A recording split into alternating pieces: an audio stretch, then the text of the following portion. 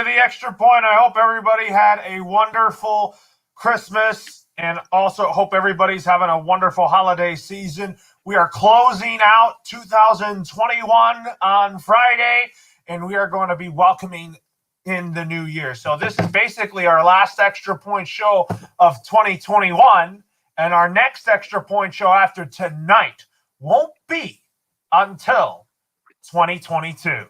With me today is Ben Curse, who is joining me from Connecticut. Ben, how's it going? How was your Christmas? You got some cool presents, had some cookies, had some yummy food and all that? Yeah, I had a good Christmas. Just mostly with just family. It was kind of crappy out weather-wise, and the Celtics obviously disappointed me. Double-digit blown lead, but they've been born and used to doing that, so it sucked that way. And the Patriots obviously deserved to win today. So sports team-wise, it wasn't great all weekend, but nothing better than Christmas. Nothing better than being with your family during the holidays. And looking forward to my trip coming up right about New Year's Eve for a little more needed, for sure, a little time off. And so hopefully doing good and looking forward to talking some football despite our team's result.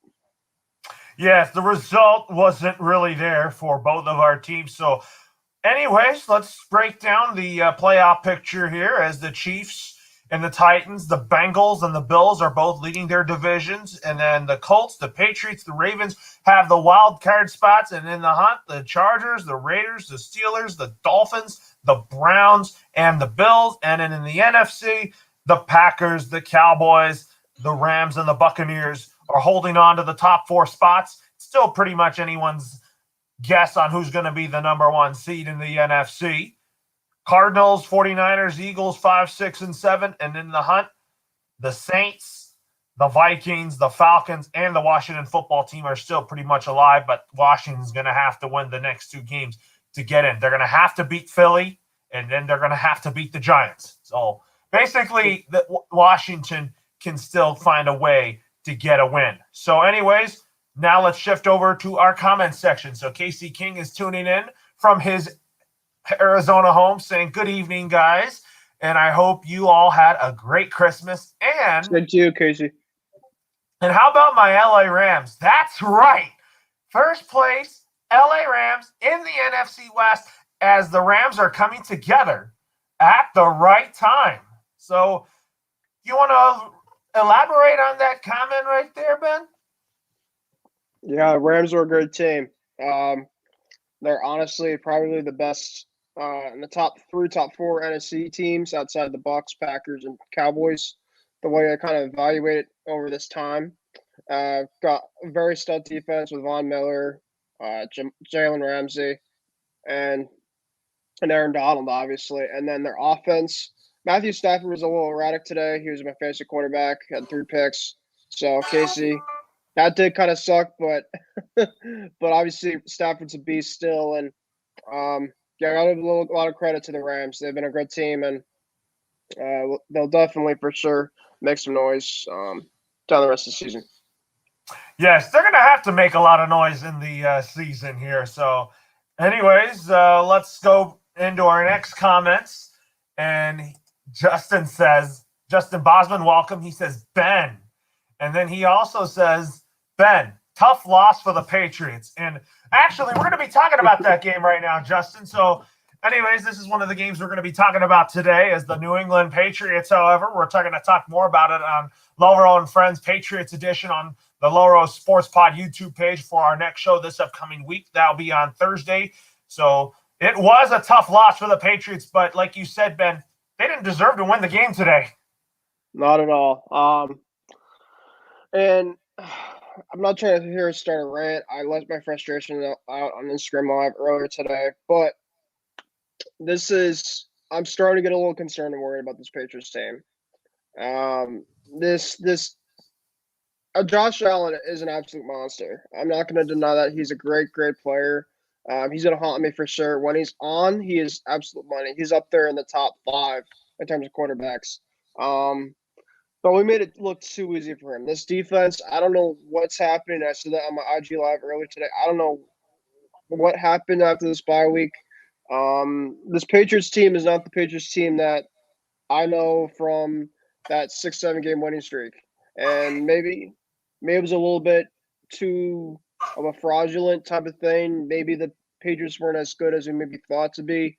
Um, Mac Jones has definitely struggled the last couple weeks here. I know it sucks that it's bound to happen, but this team hasn't played the best football at the time when they need to play it, and against really good caliber playoff teams. This is going to be a good test and good showing and seeing their identity. And they've been exposed.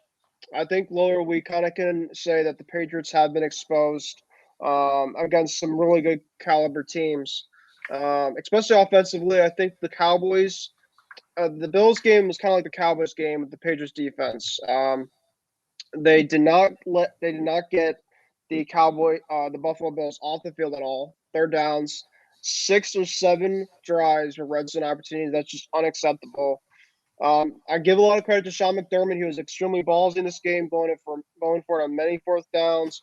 But with the way that this Patriots team played today, I wouldn't say why not keep going for a fourth downs because they weren't stopping the Bills off the field.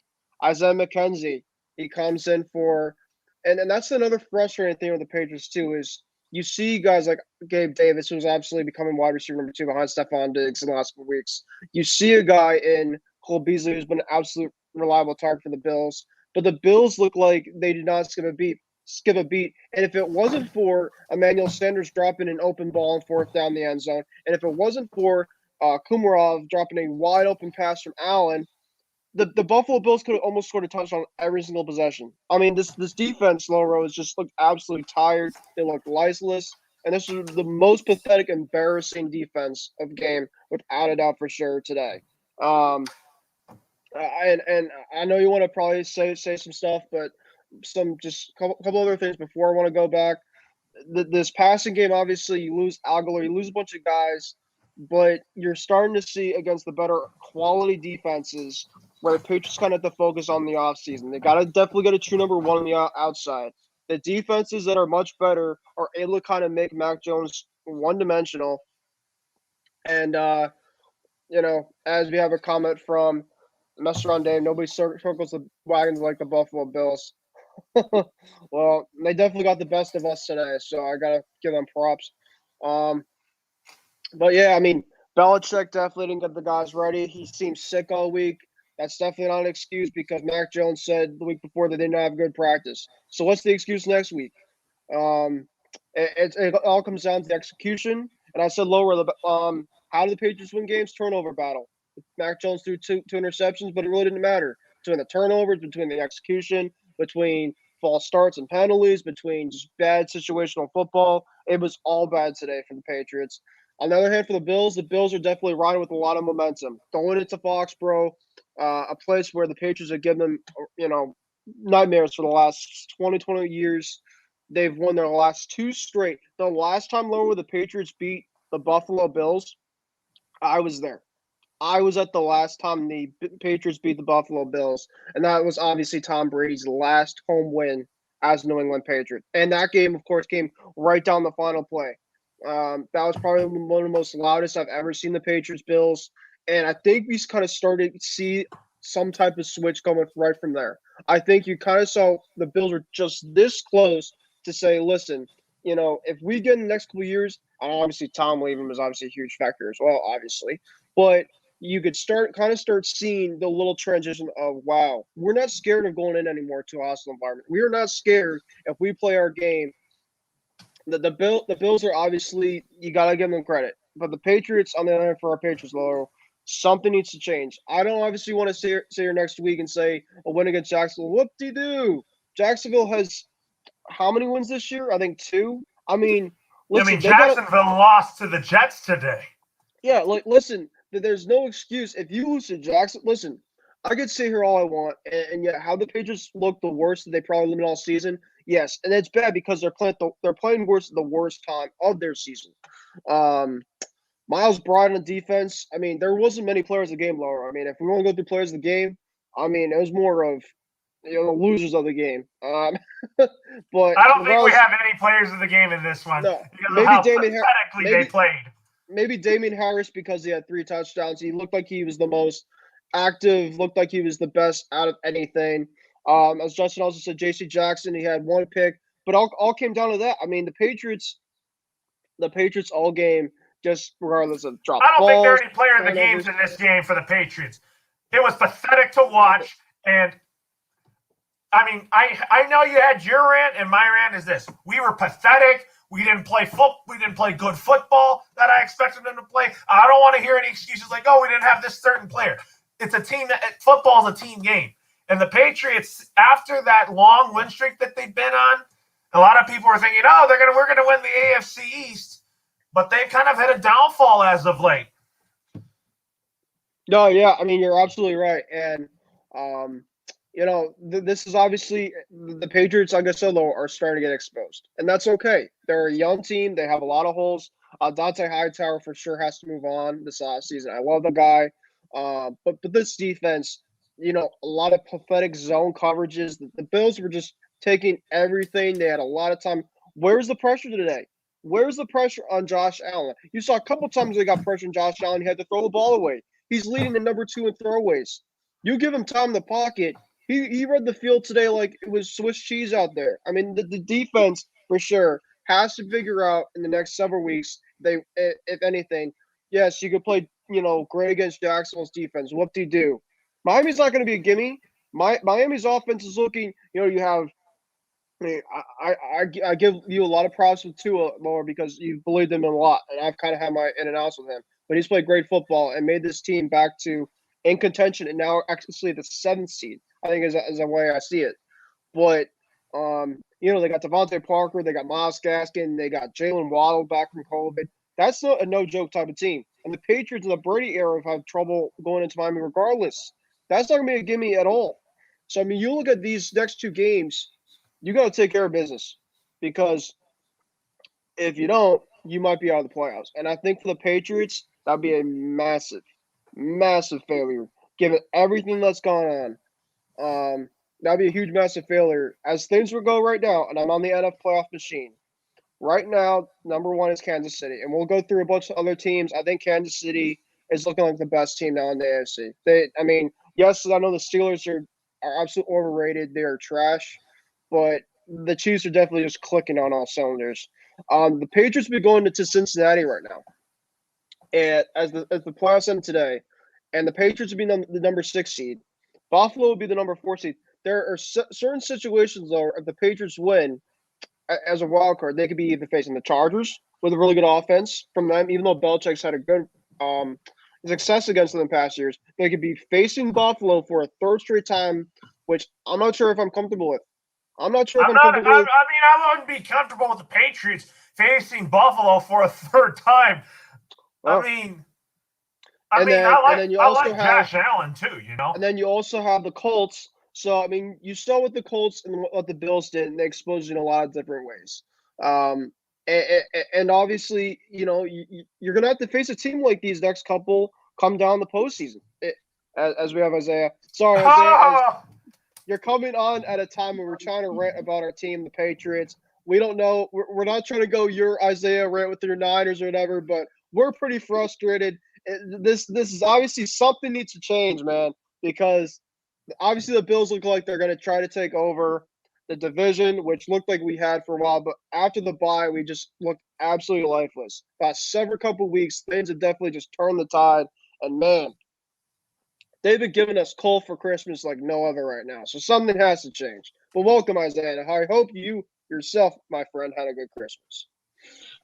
Unfortunately, I had to work on Christmas Day, so it was pretty hectic, pretty busy here. I'm here at the airport right now here in San Jose, but it's quieted down quite a bit. But you guys had a bad, or the Patriots gave you coal for Christmas. I can argue the same thing with my Niners. I mean, we lost in a heartbreaking fashion. I was literally sitting at a bookstore that I was manning here at the airport, listening to the game on Thursday, and I thought the Niners, were going to win that game easily because we were up 10-0. I mean, it wasn't even close when it comes to the stats wise, and I turned the game off on my radio, went to help a couple of customers, and then the next thing I know, it is 17-10, and I'm like, how on earth did it go from 10-0? The Titans their chances were looking bleak, and it became 17-10 just like that. So, yeah, I feel your guys' pain. It was definitely not a good Christmas for all of us. It was not. I mean, if you guys talk about it here, the Patriots needed to play better. But hey, I think the Patriots will still find a way to make the playoffs. But like what Ben said, I wouldn't be comfortable seeing the Bills for a third time.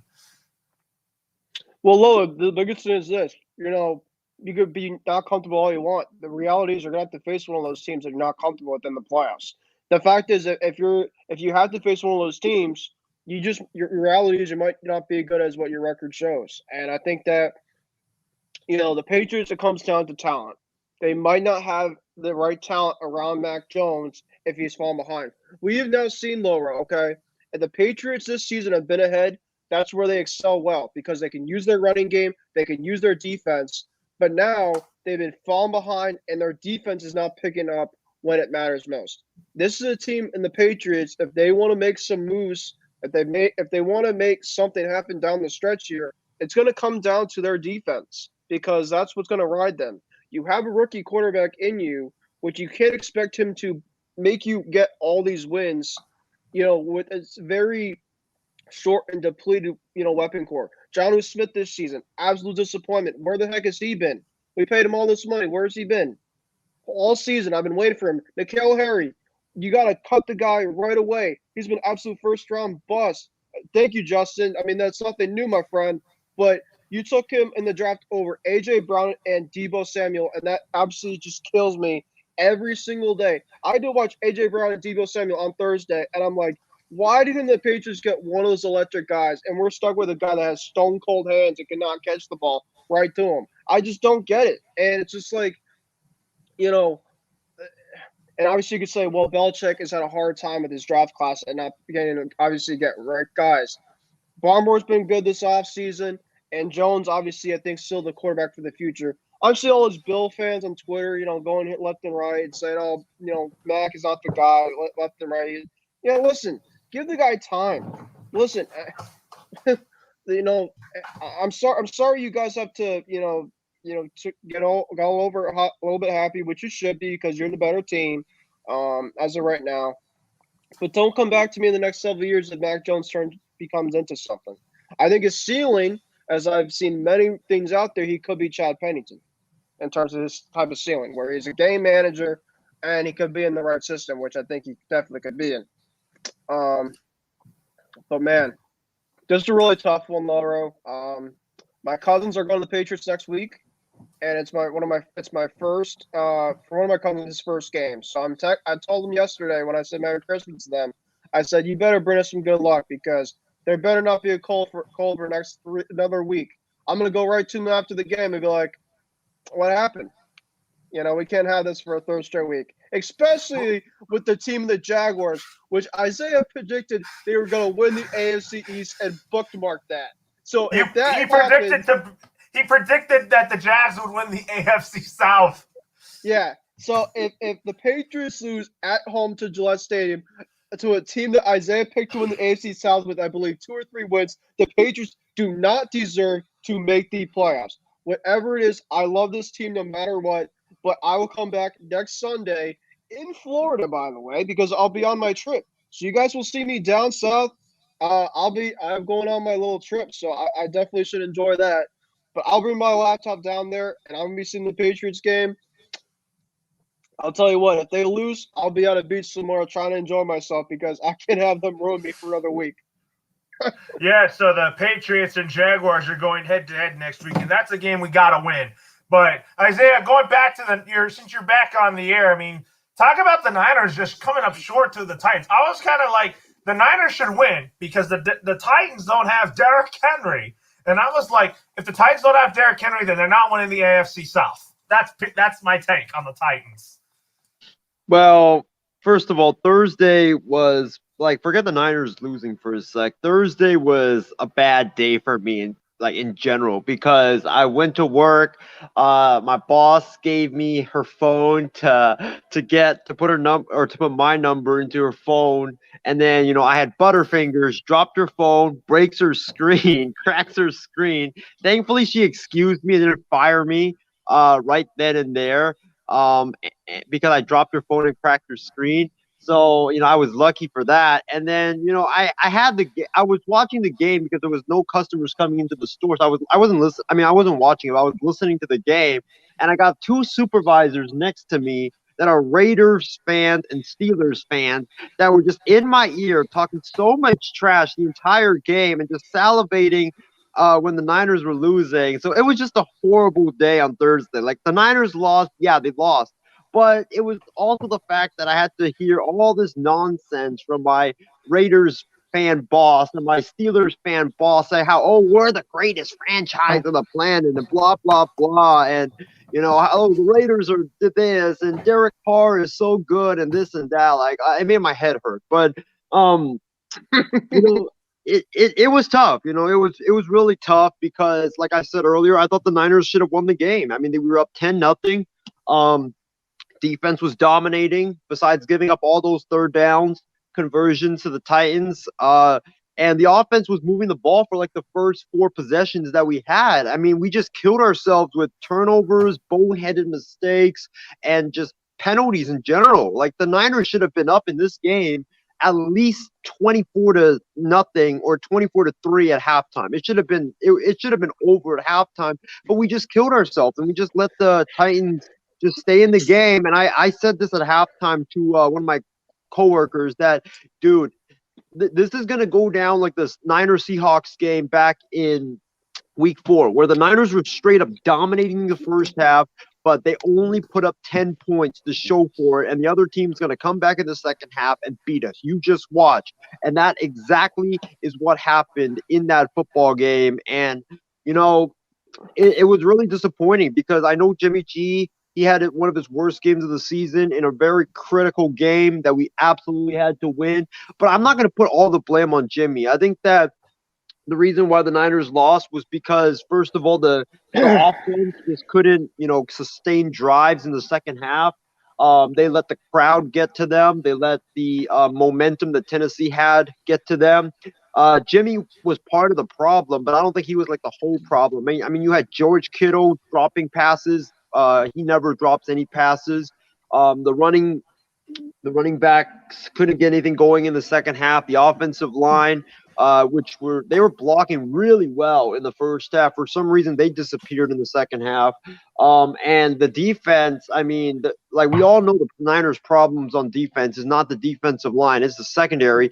But Nick Bosa, what are you doing going up against 2 backup tackles and you don't even register a sack, and you also have the lowest pressures out of all your teammates? Like, it makes no sense whatsoever.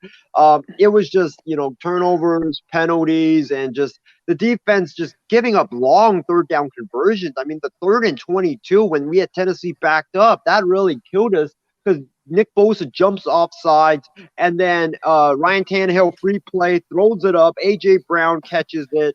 40-yard gain, and that's all she wrote right there. I knew then and there that the Niners were going to lose because if you give up those types of plays, like, you don't deserve to win. You're absolutely right about that, Isaiah. I mean, that was like pretty much your rant about the 49ers. So let's talk about the Christmas Day games next. So talk about first the Browns and the Packers. It was a 2-point win for the Green Bay Packers, 22-24, and Ice was getting messages that Baker Mayfield was not having a great game. And I'm like, a lot of people think, is Baker Mayfield the guy for the Browns? I still believe that he is, but he's just been playing hurt. I could just say that about Baker. Isaiah, I'm going to let you go first on this one. So what were your thoughts on the Browns losing to the Packers by 2? But I also heard Baker did not have a great game at all. He had a horrible game, Laurel. I didn't watch the game. I was working, but I listened to it. And some of the interceptions, I went back and watched it. Like, you're thinking in your mind, like, what are you doing? What are you throwing it like there for? Like, why are you throwing into double coverage? Why are you throwing to that guy when he's not even open? So Baker, you can maybe blame the injuries for that, but I think he was just trying to force it to guys like Jarvis Landry and the other guy, the other wide receiver. I can't remember his name off the top of my head, but I think he was just trying to do too much. I think he was just trying to force it. I know it was his first game back from COVID, and it was a lot of guys' first game back. I think Rust. I thought that Rust. I thought that the injuries to Baker have really hampered him, and that really caused the Baker to play so bad in this football game. I just think that he was just doing too much, the injuries, and he was just very rusty. So I thought the Browns honestly should have pulled him like in the second half or in the end of the first half, because I just thought that after he threw his third interception, I was like, yeah, Baker doesn't have it tonight. I mean, the guy almost threw 5 picks in the game. He threw 4 picks, but the last pass that he threw, you can argue it should have been picked off. So I thought the Browns should have put him early. I just don't think that you should have put him in that situation. I know he gives you the best chance to win, but he's very rusty. The injuries are clearly hampering him. I thought that if you went to Nick Mullins in that situation, I'm not saying Nick Mullins will win you the game, but Nick Mullins is a serviceable backup that with him riding like somewhat of a hot hand since he played on Tuesday night, I thought that Mullins would have been the better option, but it is what it is.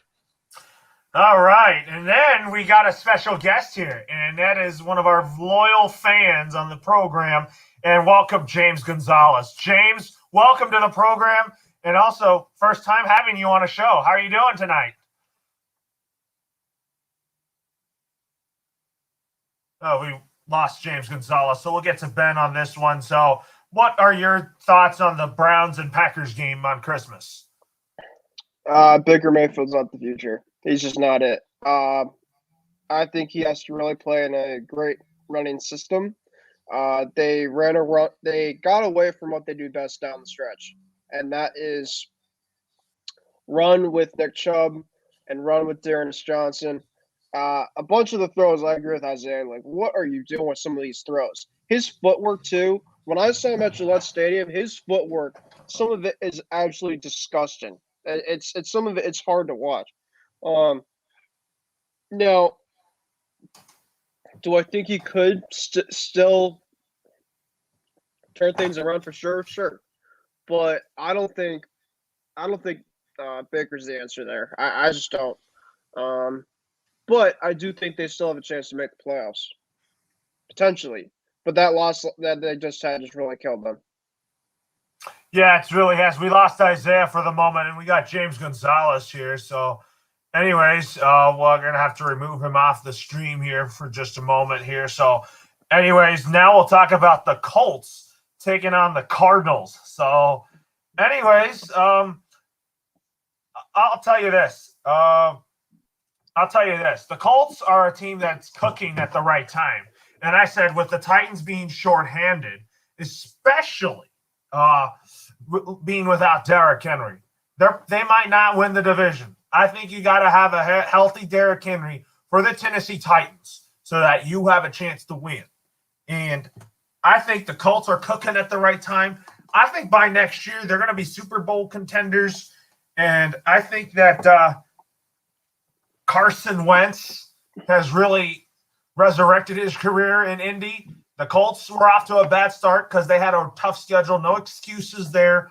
But I do think that if they had an easier schedule, then I think to begin the season, then I think they would have been winning a lot of these games. So Colts are 9-6. They're hot at the right time, and I kind of think they're going to probably win the AFC South by the way they're playing right now, Ben. So tell me your thoughts on the Colts. But for the Cardinals, they have been not playing good football since their 7-0 start.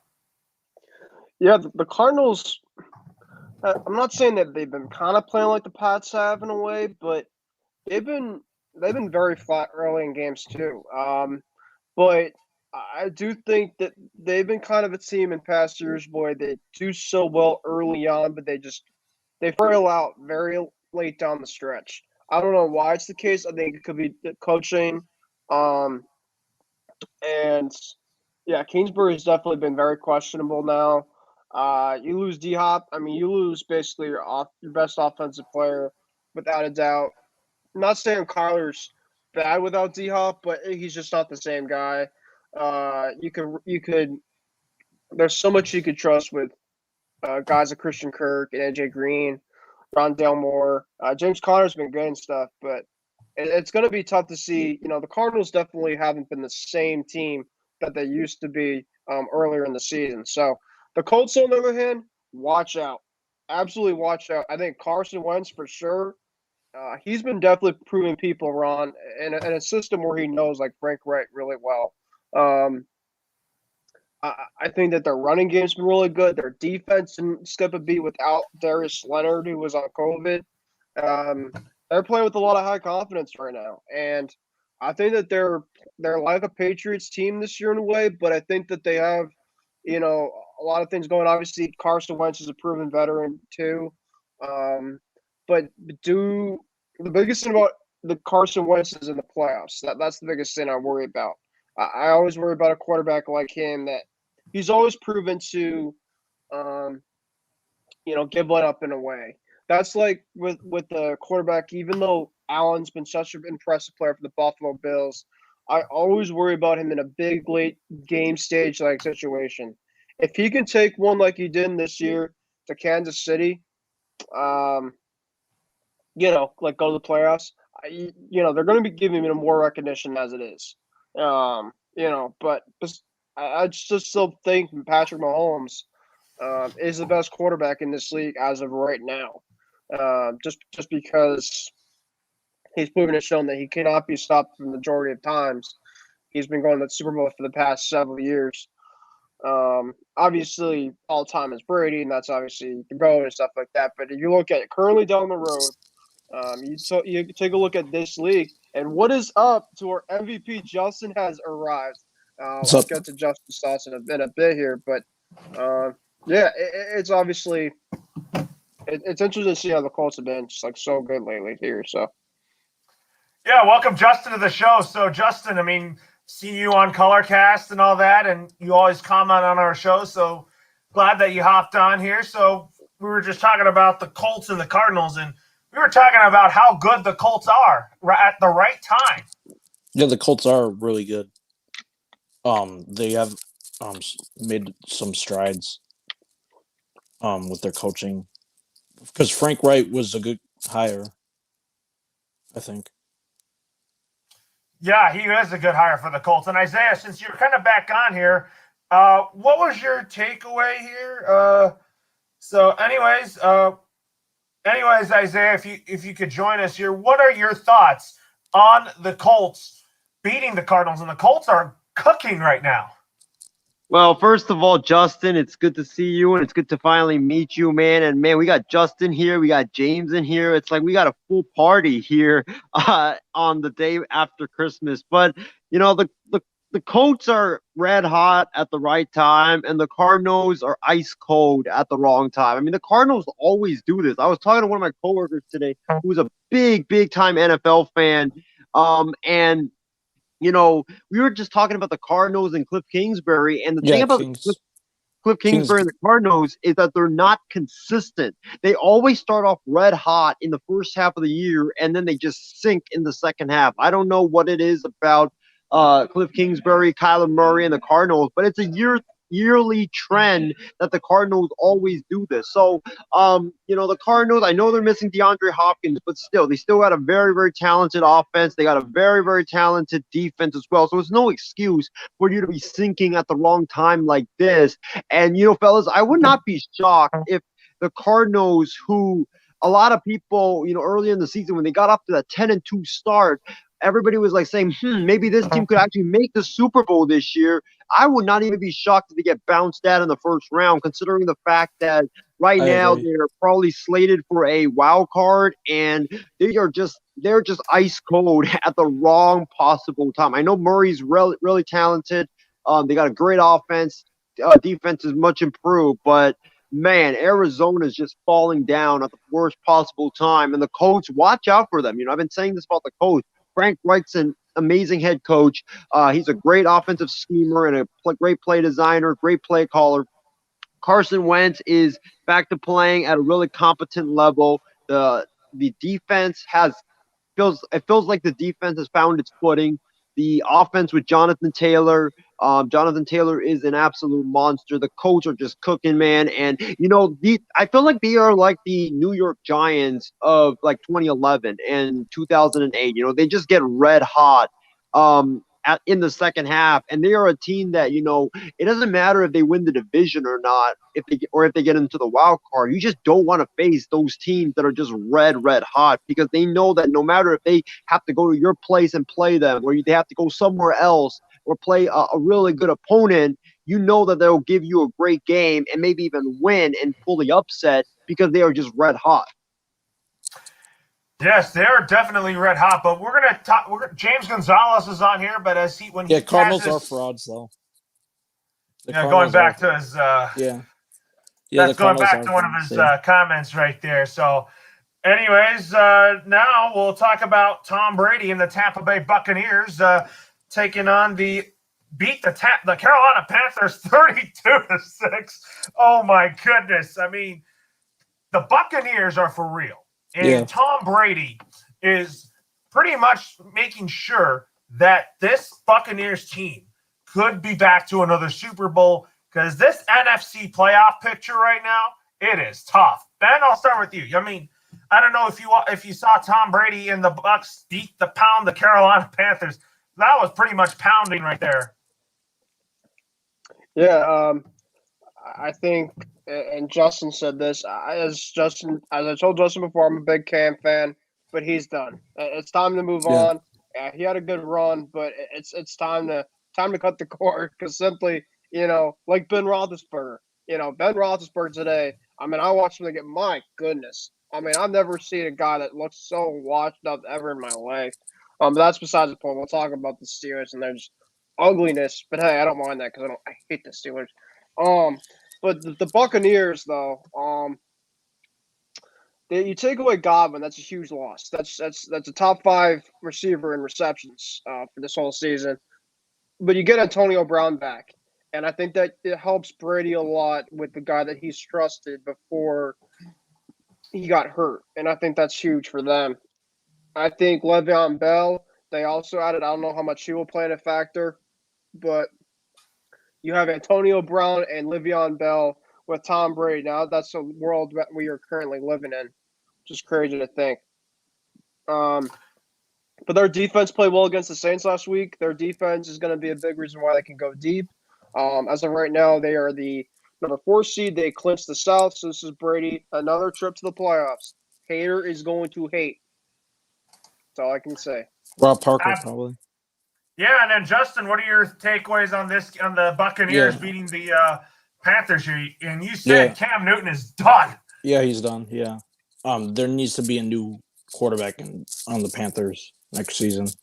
There has to be. They have quarterback trouble. And they got to fire. They got to fire their coach. Matt Rule. Why would you fire Matt Rule? Because he's not a good college coach. He wasn't a good college coach either. He was just on Temple. Temple just had good talent that year. You mean his only success was at Temple? Yeah. That's why he got the Baylor job. Anyways, now, James Gonzalez, it'll be a good coach for the Panthers, maybe, is Doug Peterson. I think Doug Peterson could definitely find a coaching job somewhere for a team that currently needs something badly. And I still think Sam Darnold, they should just write it out. I mean, they have nothing to lose at this point, because Cam Newton he's been getting benched for the last several weeks. Cam Newton can't throw. Yeah. Can't even throw downfield.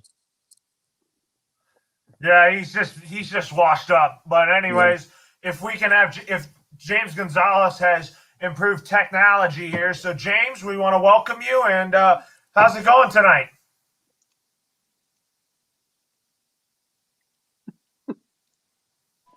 Gosh darn it. I think James is still having tech issues. He's out of town right now. So I think the Wi-Fi on his side is probably a little bit spotty. Yeah, so Isaiah, I mean, going back to what are your takeaways on the Buccaneers pounding the Panthers? And what's your thoughts on Cam Newton right now? Cam Newton, I I've never believed in him. I thought that like after his injuries that he can't throw. I mean, you see it. Like he wasn't that great of a pass. He's taken. It's of his throw, well, or what is left, or what was left of his throwing abilities. And now, you just see it honestly. Like you just see that he's just not like that great of a passer. His injuries have made him even worse. And when you take away his ability to run, when you put a linebacker in to spy Cam Newton and you make him into a pocket passer, he just can't do it. And he looks like a scrub out there on the football field. So I think that Cam Newton, I think today told us three things. I think Cam Newton's career might be over because I know that he's not willing to accept a backup job. And the only way that he's going to get a job in the NFL is most likely as a backup.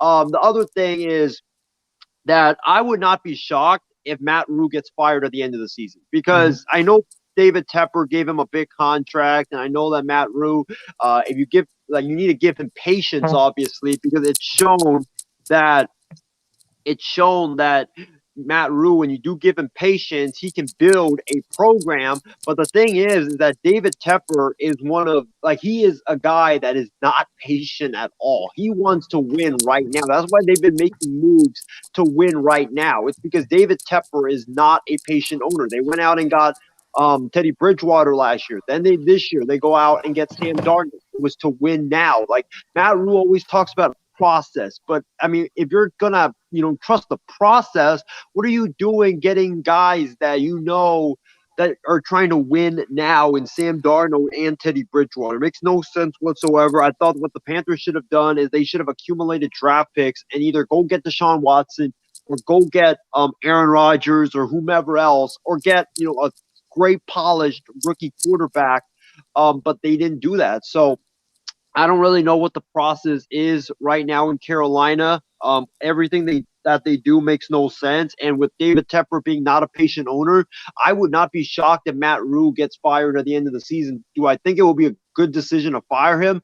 No, because I think that you got to give Matt Rule a good quarterback to you got to give Matt Rule a good quarterback to be able to win. And I just don't think that it's fair for you to give him like Sam Darnold and Teddy Bridgewater and Cam Newton and to judge him as a head coach. I really don't think so. And then the other thing that we learned is the Tampa Bay Buccaneers, they have a lot of injuries, but you do not want to play this team in the playoffs because they're very experienced. Tom Brady, we know all of his accolades. Bruce Arians, the defending Super Bowl champion. They have a really good offense. Their defense needs some work, but you absolutely do not want to play them in the playoffs. Absolutely right. You do not want to play them in the playoffs here. But anyways, as James continues to has his to deal with his technical issues, this next game we're going to be talking about is we'll save the Jaguars for next week because Isaiah's going to want to be a part of this discussion when the Jacksonville Jaguars play the New England Patriots if the Niners don't have a home game. I mean, the Niners, they do have a home game next week against the Houston Texans, so Isaiah Texans will lose, probably. So we'll have to talk about that in a little bit. So anyways, now we'll talk they just about beat the Chargers today, so. Yeah, the Chargers are falling off. So let's talk about this game. Talk about the Bengals beating a shorthanded Ravens team, and the Ravens without Lamar Jackson don't look really that good. I mean, the Ravens are such a better team with Lamar Jackson. And Ben, you could tell me if I'm right. Are the Ravens a better team with Lamar Jackson? Oh, without a doubt, yeah. But Lamar definitely still has to prove to me that he can get to that next step as a passer. We've seen the past years in the playoffs when it matters most, he has a hard time in the passing game. Tyler Huntley showed me a lot last week in the passing game. I thought he was very efficient. He was very precise. Some of the throws, he was more not on the run per se, but he was very precise with his throws last week. This game, Josh Johnson, he had 2 touchdowns, but it's hard to ask a third-string quarterback to go in against a good team and win a division game. But let's talk about Joe Burrow. 500-yard plus. The guy's the real deal. I mean, we're going to be so spoiled as new era football fans to see Patrick Mahomes, Justin Herbert, Joe Burrow, Lamar Jackson, Right. Josh Allen, all coming into our hands as we see guys like Brady. I mean, who knows how long Brady has left? Obviously, that's another story for another day.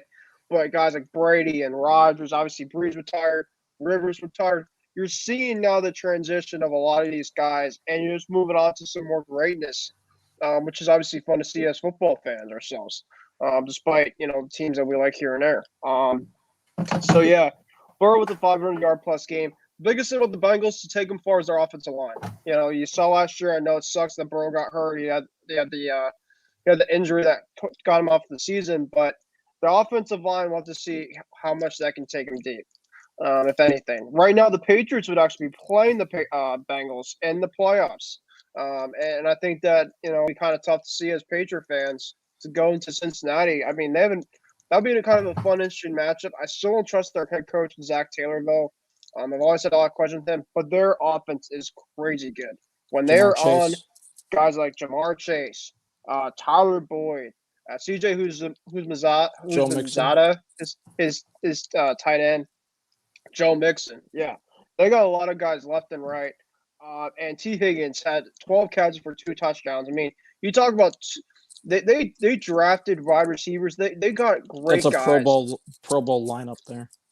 It's fun to That watch. is a Pro Bowl lineup there, Justin. You're right. We'll see in terms of their defense. I still have a lot of questions their defense, but I mean, you look at it's kind of similar to the Chargers' offense in a way, with a young quarterback with a lot of good talent. It's just a matter of can their offensive line hold them for that long. So James Gonzalez, even though he's a hard time joining us, he did come and say the Bengals grew up with that win today, maybe division champs. We'll see, James. That's a very good question.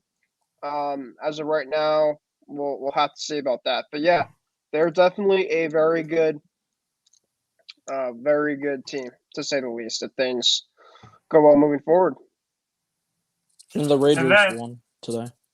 And then, Justin, what was your thoughts on the Bengals beating the Ravens?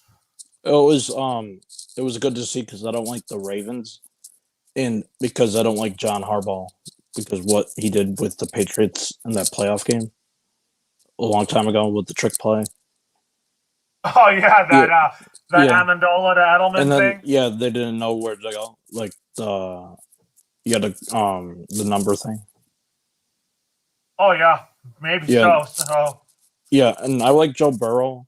I think he's going to be good for years to come. And I like Jamar Chase. He's the best young wide receiver right now in the rookie class. Him and Jalen Waddle's the 2 best wide receivers.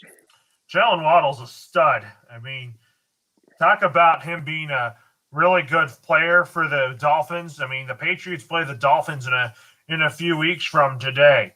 So, anyways, I mean, we somehow got Isaiah back, and I mean, talk about what were your thoughts on the Bengals beating the Ravens here? I mean, are the Bengals the real deal now?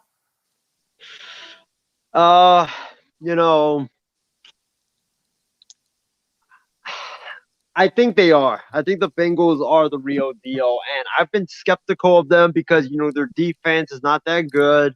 But they have an electric offense. They have a really electric offense led by Joe Burrow. The wide receiving corps are so good. You talk about Jamar Chase, that electrifying rookie. T. Higgins, what a spectacular catch that he made today, and the outstanding day that he had. And then you have Tyler Boyd over there, and then you have also a really underrated tight end in C.J. Uzomah in Cincinnati. The Bengals, I think they're for real. I think that I don't think that they're going to get that far into the playoffs. I do think that they're going to make the playoffs. I don't think they're going to get that far because of their defense. But man, if they can somehow fix their defense next year and even fix the offensive line a little bit, man, they're going to be very, very scary to watch. But, I want to. If the Bengals were to make the playoffs, whatever seed they are, I would want to go for them just because I want to see Joe Burrow deliver their first playoff win in years. Well, yeah, and I think that Zach Taylor, low roll me, you, and I think even Ben wanted him to be gone at the beginning of the season. But man, this guy has totally flipped my opinion of him. I think that he's a good young coach. I think he definitely is the right coach for Joe Burrow and the Cincinnati Bengals. Joe Burrow loves him. He loves playing for him. They have a really good, solid relationship, and I think he's the right coach moving forward for the Bengals. I wanted Joe Brady, but Zach Taylor, he's definitely completely flipped the opinion about him as a coach. Absolutely, he has. And then, I mean, that's really good right there. But anyways, now that we talked about the 49ers, I mean, also there's news out of Chicago that we're going to have to talk about here is that Matt Nagy could be fired as tomorrow, even though the Bears beat the Seahawks. So give me quick thoughts on that game. I thought that Seattle could have won this game, but it's Nick Foles' magic who actually started this game. And it's still that Nick Foles is still a late game quarterback, and I think he's a good backup quarterback wherever he is. Good late game decision maker, good game manager late in games still. And I do think that he can be a really good backup quarterback somewhere. So, anyways, Justin, I'll start with you. I mean, was it surprising to see the Bears beat the Seahawks with Nick Foles? Yeah, kind of, because he was like their third stringer. And they had him third string all year long in the off season because Andy Dalton was their first starter, and then they Andy had Justin Dalton Fields should never been a starter, so, Yeah, and Nick Foles should have been the backup from day one, and he showed that today with his comeback win over the Seattle. And then also, Ben, what was your thoughts on the Seahawks losing to the Bears by St. Nick? Time for you to go, Russ. We lose to a team that's about to have a coach getting fired tomorrow. So, jokes aside, though, hey, the Nick Foles is doing his magic. Like he kind of did to us in the Super Bowl. That's obviously painful to hear, but Nick Foles should definitely be a starter somewhere. I gotta say, he did. There definitely like places like the Texans, like the Jets, Panthers, perfect place. Can't think of a worse sport than ever. If Doug Peterson gets that job, then yeah, go with Nick Foles. Because Nick Foles knows Doug Peterson's system. As much as I'm on the Taylor Heineke bandwagon jump train here and there, I think Washington could be an interesting fit. I think Washington definitely could have a new quarterback for next year as well, too. Taylor fell off today.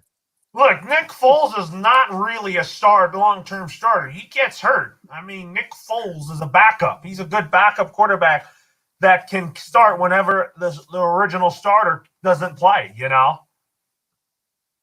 So, anyways, Isaiah, what's your quick thought on the Seattle Seahawks losing to the Bears? Oh, my gosh. My quick thoughts on this game is that Callan McClurg, the Chicago Bears, saved my Christmas. Because, I mean, I was having a pretty bad Christmas until today because, my Niners lost. Lakers. The Broncos, they lost. Vic Fangio probably will be fired after, who knows, maybe fired tomorrow or who knows. But his tenure in Denver is probably coming to an end. So, I was having a pretty bad Christmas. But, man, Callan and his Bears saved my Christmas. They 100% saved my Christmas because when you think about it, with them, we got something to play for you. With the Seahawks being eliminated, this is for you. Here we go, baby.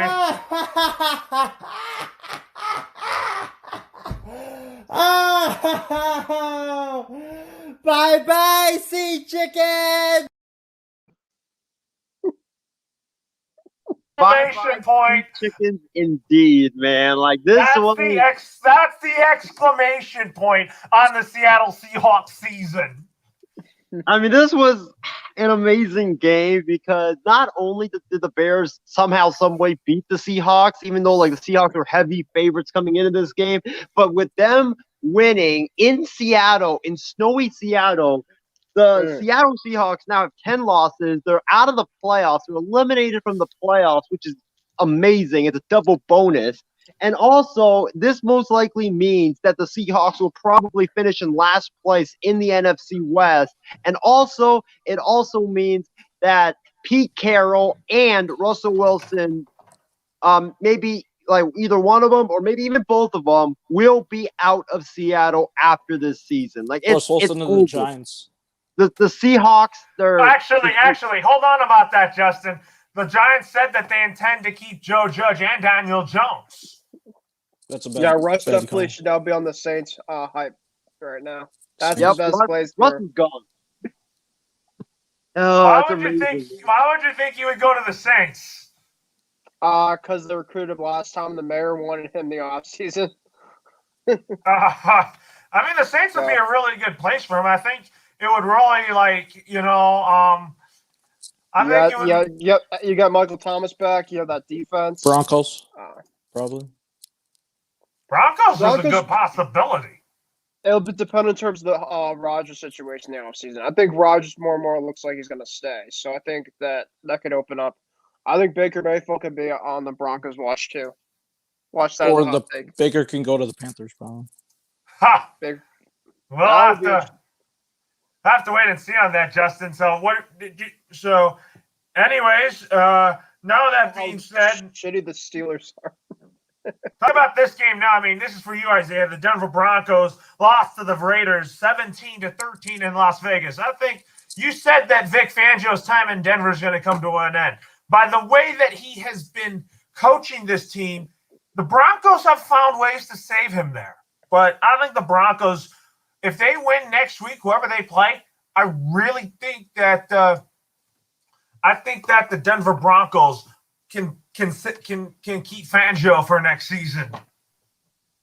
I thought that this wasn't the nail in the coffin on Vic Fangio's tenure in Denver. Do I think he deserves to be fired? No. If I'm the Denver Broncos, I would keep him because I think their defense is really good. It's not his fault that they're losing games because of the defense. They're losing games because their offense is so damn bad. They don't have a quarterback. If you can give him Aaron Rodgers, if you can give him Russell Wilson, if you can give him a competent starting quarterback in the NFL and you get Pat Shurmur the hell out of Denver, then I think that Vic Fangio will actually have a successful career as an NFL head coach. I think he's a good coach. I really do. I think the Broncos should definitely keep him, but they're not going to keep him because, he's been there 3 seasons.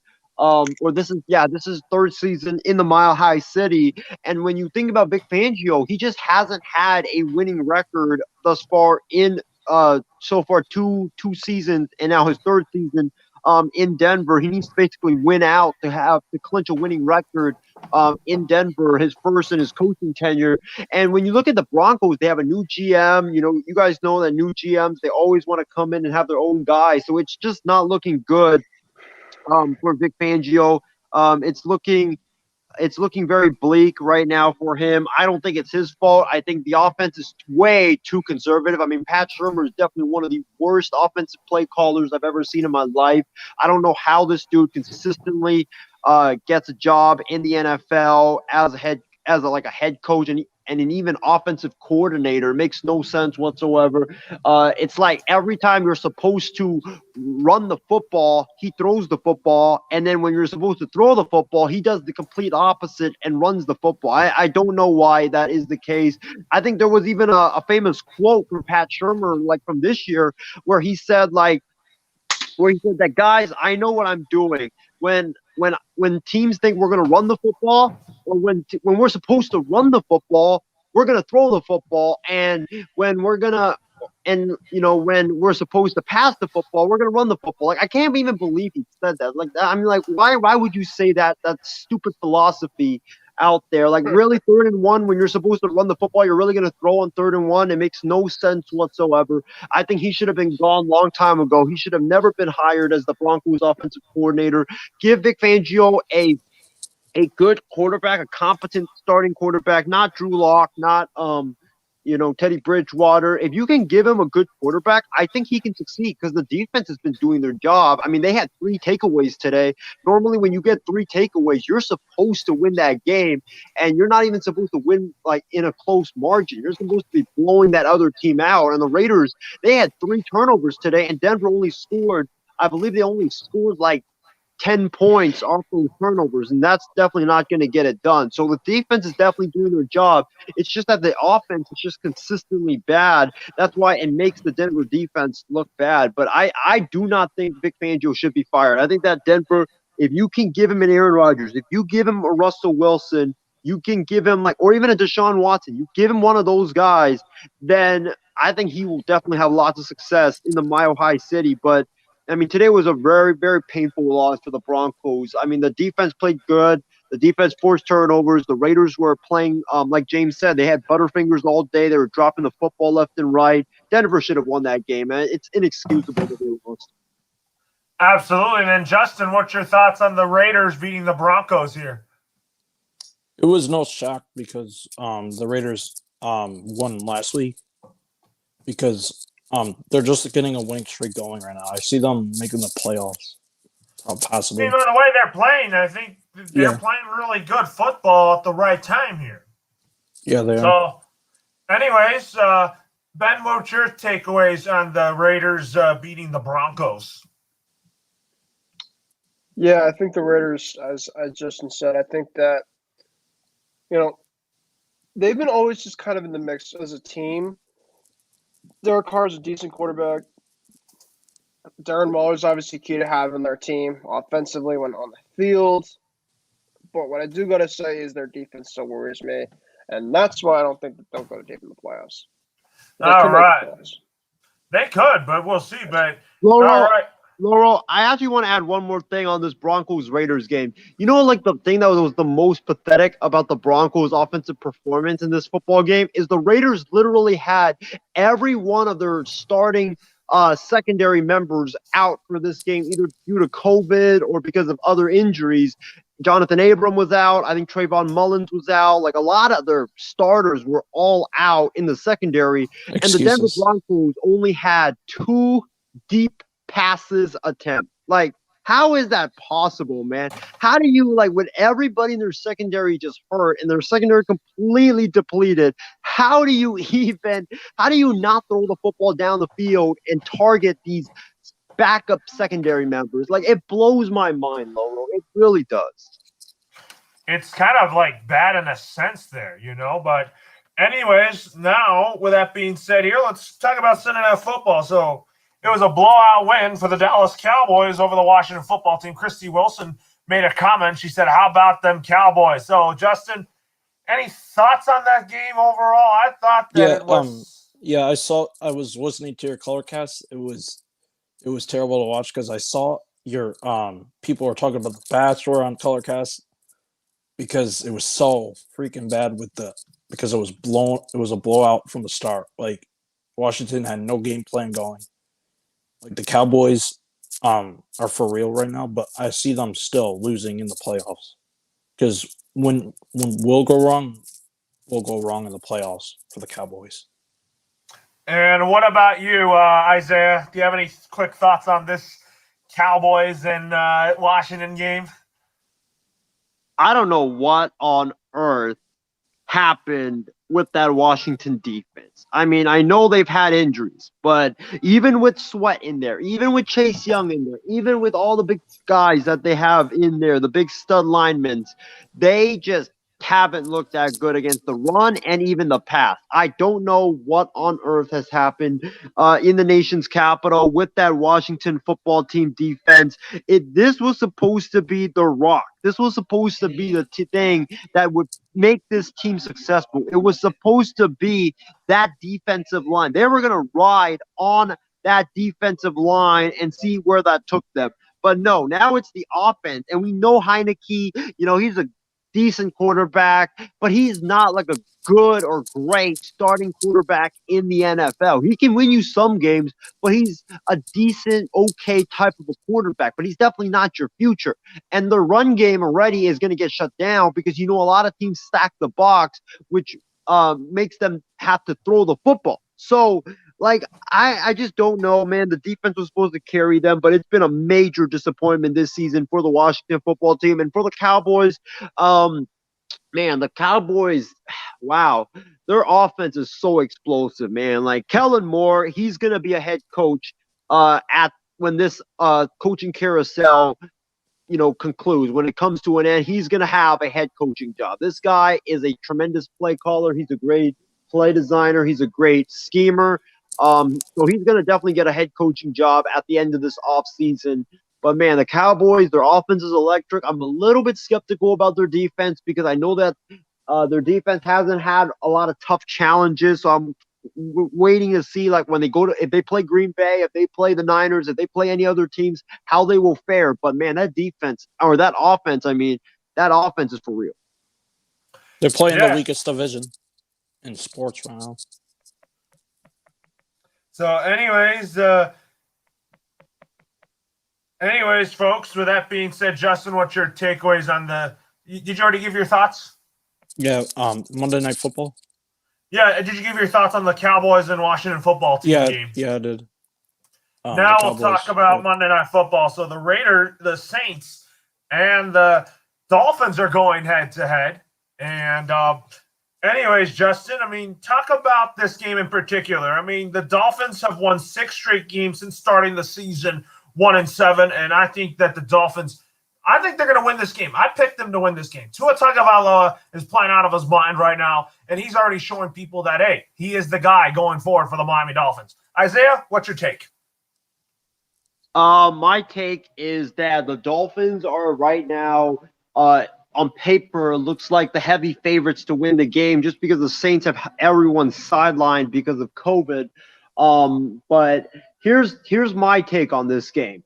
If you're the Dolphins, do not make this as a trap game. Do not let your guard down when it comes to this football game, because when you look at like the Saints, Ian Book has never played a snap in the National Football League. This is going to be his first game minus the preseason. So when these types of games are always like one of the scariest games in the NFL, because it might not look that great on paper, but you don't have any film on Ian Book. The Saints can just come up with a whole different game plan and they could just swallow you up. Look at Nick Mullins. The guy first starts. The Raiders were not – everybody said, oh, yeah, Mullins is going to struggle because the Raiders are going to get after him and all of that stuff. And Mullins carved up the Raiders defense. So do not let your guard down if you're the Miami Dolphins. You're supposed to win this game, but, Ian Book, this guy doesn't have any pressure because nobody's expecting much from him. So he can just go out there and play freely and ball out. And that's one of the most scariest things when it comes to professional sports. And who did you say your pick was? Great Dolphins or the? Well, I'm going to go with the Dolphins, but I think Ian Book will actually play a good game because I watched him in college, and he's not that bad of a quarterback. He's not starting quarterback material. From Notre Dame, right? But he's all right. He's not he's not a screw. From Notre Dame. Yeah. So, anyways, folks, with that being said, here now. Let's talk about Week 17. So there's no Thursday night game. We got all Sunday games for you.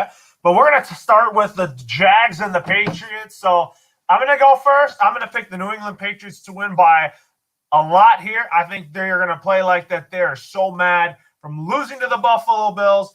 As you know, Ben and Isaiah left, so it's just me and Justin for the rest of the show. So this is the last part of the show here. So I picked the Patriots to beat the Jaguars. Justin? Yeah, Patriots, it will be closer than the experts think, though, I think. Because Talk it'll be a slugfest. Talk about Jackson. Slugfest because Trevor Lawrence might have a bounce-back game. And the Jaguars coaching staff might play like it's their Super Bowl kind of a thing against the Patriots. You think so? I think so, too, Because the Jags have nothing to lose, and on the Patriots, they're still fighting for the division title. And the Bills, if they lose to the Falcons, this game means a lot for the division and the seeding wise. So I have the Patriots winning, but it'll be closer than the spread indicates, I think.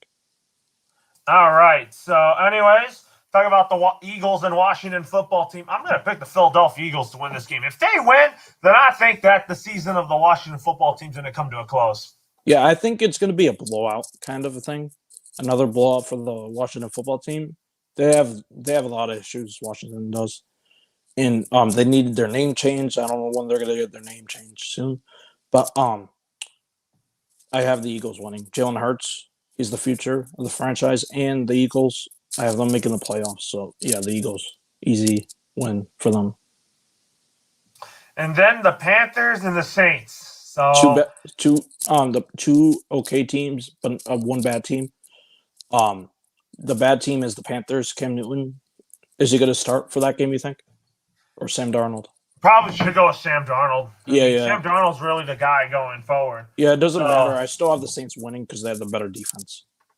Saints will win that game. I mean, Yeah. they'll lose to Miami, but I think they'll beat the Yeah. Panthers here. But now we'll talk about the Buccaneers and Jets. So Oh, the Anyway. Jets can go home because Tom Brady owns the Jets ever since Rex Ryan, and then the last loss for Tom Brady's career against the Jets was that game that we won the coin flip. I was on a plane.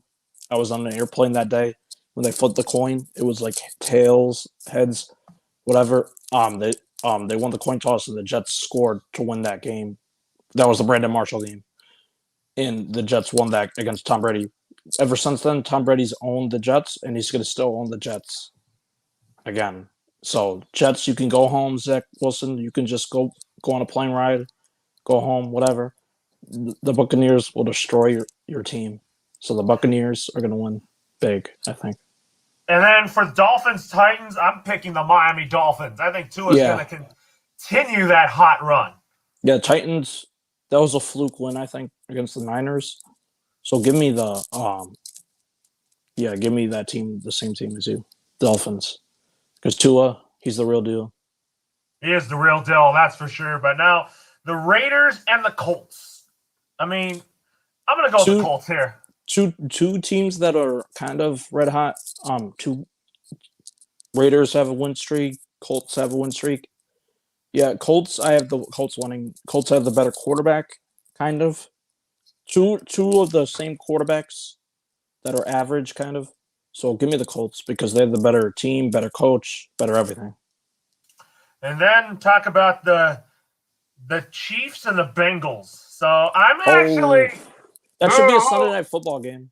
that should be, that should but be- here's who I'm going for: Joe Burrow and the Bengals to beat the Chiefs. Yeah, I have the Chiefs losing because I don't like Patrick Mahomes and I don't like Travis Kelce. So give me the Bengals, new blood. I want new blood in the 1 seed. I want new blood in the Super Bowl. So just give me Bengals. New blood. Yeah, just give me Bengals. That should be And Sunday Night Football. What game is that? Is that 1 o'clock game or they should move that up to Sunday? That's a 1 o'clock game on CBS. Yeah. That should be a Sunday Night Football game. I don't know because this Sunday Night Football game was terrible.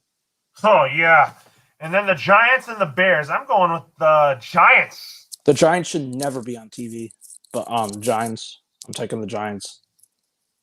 I'm just saying the Giants should never be on TV ever again. On Are you talking NFL. about Are you talking about national television? Yeah, they should never be on TV or Fox. Yeah, the Fox channel and stuff like that. They should never be in primetime games. Nobody wants to see the Giants or the Jets in prime time. Yeah, and the Jets game's going to be prime time for the Buccaneers. That's the only game I think the Jets are going to be in prime time for. Anyways, now the next game we're going to talk about on our Week 17 schedule. I mean, talk about the Falcons and the Bills. I think this is my upset pick Falcons. I want the I'm with Falcons you. to win. here. I'm going with the Falcons. Matty Ice needs to help us Patriots fans because He has Matty to. Ice, we beat you in the Super Bowl. This is your Christmas present for us Patriots fans in the new year. You better help us with the seating and everything in the division, and we'll give you a present, and we'll give you like clam chowder, New England clam chowder. We'll give you that. We'll give you everything you need, Matt Ryan. We'll give you a cake. We'll give you everything. Just beat the Bills, and then we'll give you everything you need. All right. So, anyways, now that being said here, talk about the now to the late games. 2 105 games. The Broncos and the Chargers. I'm going with the LA Chargers. They Chargers need a win. They need a they win. need to win badly. Yeah, because that was a tough loss today against the worst team, one of the worst teams in the league, Texans. I wasn't watching the game because I was watching the Patriots game, but I was flipping back and forth. I'm like, oh my freaking God, what are the Texans doing? Because the Texans are a horrible franchise, and they beat both teams were horrible franchises, by the way. The Chargers and Texans are both horrible franchises. But I have the Chargers winning this game because Justin Herbert is the better quarterback of the two, and the Chargers need this win to make the playoffs, probably. And then talk about the Texans and the 49ers. I mean, the Texans are 4-11 somehow. I mean, they're playing hard until the end Yeah, here. they're playing for their coach, kind of, I think. Yeah, they are playing for their coach in some sense. This is going to be a close game because the Niners always play close games, kind of, down to the wire. You know what I mean? Their last 4 games have been close games. And end finishes. Remember the Vikings game, the other game? So Niners will win on a close game or a field goal or a blown snap or a blown coverage touchdown by Jimmy G or something. But give me the Niners. I think the Texans are playing for David Culley, that's for sure. So I'm going with the 49ers like you. So the Rams and the Ravens. So if the Ravens get Lamar Jackson back, I think the Ravens are probably going to win this game. So I'm going to go with the LA Rams to win this game, actually. Yeah. So is this game at home or? That's in Baltimore. Oh, okay. So Matt Stafford's wife's not going to be at the game. So give me the Ravens because Matt Stafford needs his wife at the games. But anyways, sorry about the joke. But anyways, Lamar Jackson, if he's playing, I'll take the Ravens. But if he's not, I'll take the Rams. So give me the Rams if he's not playing. All right. Now we'll talk about the Lions and the Seahawks. Both teams already eliminated from playoff contention, but I'm going to say the Seattle Seahawks get a win. Yeah, I can see the Lions winning, but I'll take the Seahawks because the Lions got destroyed today by the Falcons. They were close. They were close with the Falcons, but give me the Seahawks because the Seahawks need a bounce back win, play for Pete Carroll and their coach and their coaching staff. So give me the Seahawks. And then talk about the Cardinals and the Cowboys here. So I'm going to go with the Dallas Cowboys. I'll go with the Cardinals. They need a bounce back game after those 2 losses against the Lions and the Colts. Cliff Kingsbury, they need to play for Cliff Kingsbury because he's on the hot seat right now, I think. Because if he doesn't get it together soon, I see him getting fired in 2 years. So I have Kyle Murray. I'm winning this game. All right. So anyways, now we'll talk about who is going to be winning on Sunday Night Football. I mean, the Packers and Vikings. I'm doing the game on Colorcast next Sunday night. It's going to be a great game, but I think the Packers are going to get a win. Are you doing that with Liv on Colorcast? Yes. Yeah, she's good on Colorcast. So I think the Vikings, I have an upset, the Vikings, because they always play good against the Packers for some reason. It's like kind of a rivalry game. But the Vikings always play good against the Packers for some reason. They always upset the Packers every single time they play. Not every single time, but sometimes they play. And then talk about the Browns and Steelers. I'll also be doing that game on Colorcast along with Jags and Patriots. That's going to be a close game, ugly. 2 of the worst teams I've seen in years play against each other. Not in years, just like down the stretch of games. These 2 teams are on and off. They have fluke wins, fluke losses. But give me the Steelers. I mean, not the Steelers. Give me the Browns because I don't like the Steelers. I'm not a Steelers fan. I don't like the Steelers fans. I don't like the terrible towels. So give me Baker Mayfield if he plays or not. If he still has 5 interceptions, I still see him winning. All right. So, anyways, now that being said here,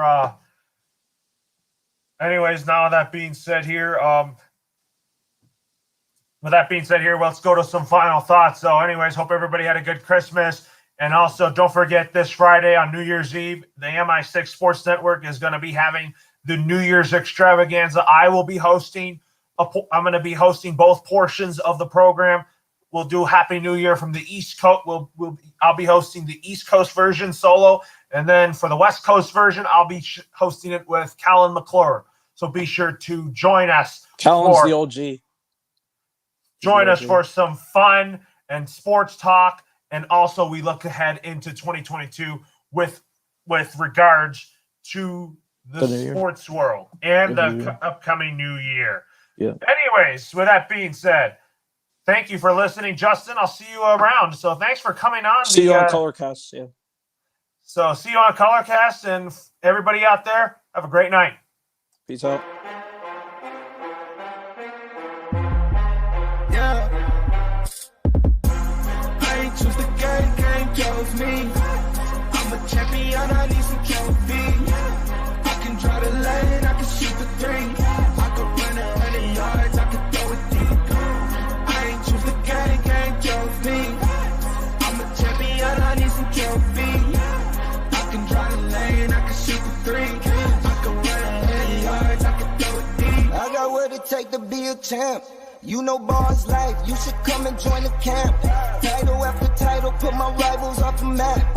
Thought you had the trophy till I came in for the snatch. I was born in it, not sworn in it. I ain't come to play, my wrist mean all business. Running like a mimic, check my jersey authentic. In Oakland